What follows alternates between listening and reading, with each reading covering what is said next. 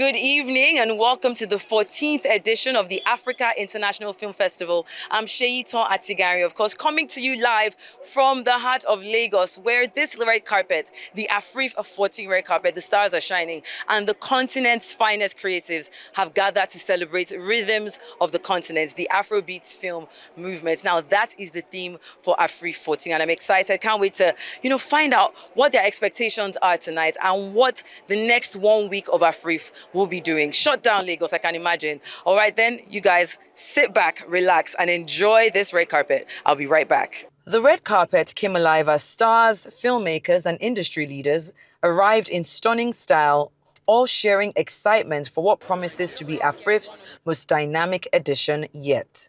So, being able to fuse that together in a way that gives us the ability to really project ourselves, has soft power, I think is absolutely amazing. Second largest film producing country in the world.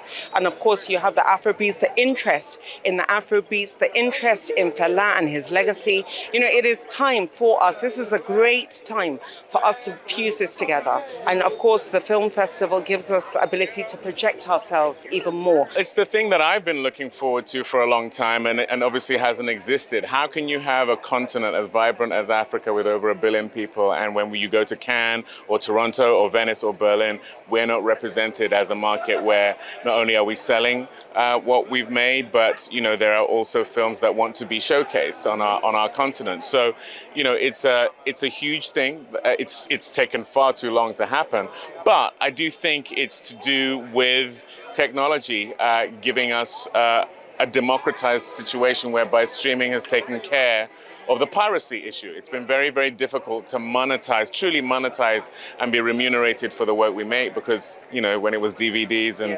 VHS, it gets copied and you can't really make money. But now that it's all digital, you can. And we're seeing these streaming platforms rise, and we're seeing what we make truly be imbibed by the globe. And I think Afrobeats specifically has shown the path that film can now take. Well, first of all, the most important, I hope there'll be strong connections. Because you bring so many people from across the world, it's for that connection. It's for them to grow, to get something very positive, to make films, to co-produce, to finance. The World Bank is here, GIZ is here, Pan-African Capital is here, Afrixim is here. It goes on and on. Oh my gosh, Afriff, I've always loved everything it's been about. I like that it celebrates African filmmakers, African stories, Nigerian stories especially. So my expectations are really just that. I want to see the incredible things that new emerging filmmakers are doing, as well as people who have always existed in the space as well. So.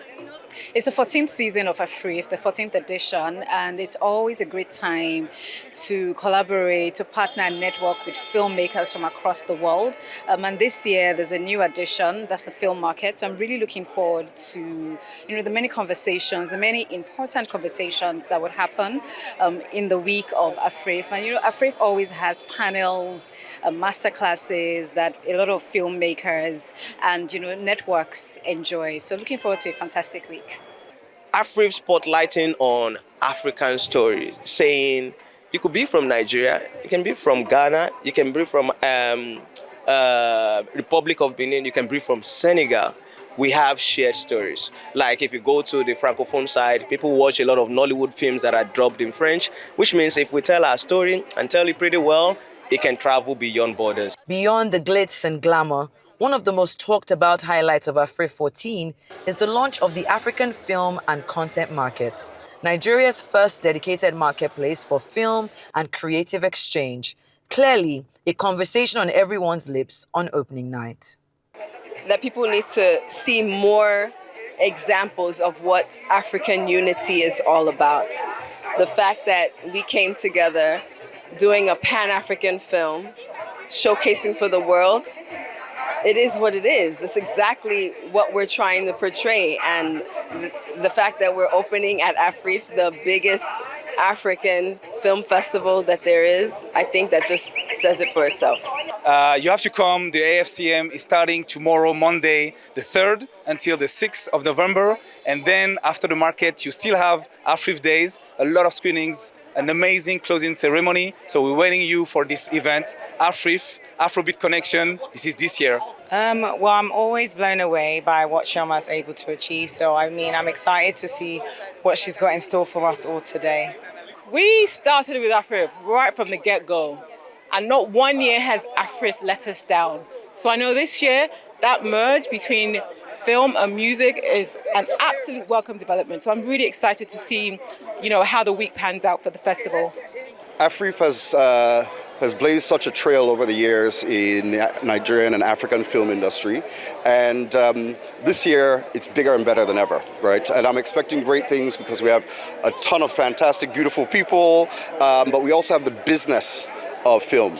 We're not just talking about it, we're not just watching films. We have the Afriff film and content market, where distributors, investors, and filmmakers alike will be exchanging and really discussing about the commerce and and doing deals. With its blend of music, cinema, and commerce, Afriff is setting the stage for a new era in African storytelling, one where creativity meets opportunity on the global screen. From the red carpet to the big screen, the rhythms of the continent are alive and beating stronger than ever. Reporting live from Nigeria's entertainment capital, Lagos, Sheyiton Atigarin, Arise News.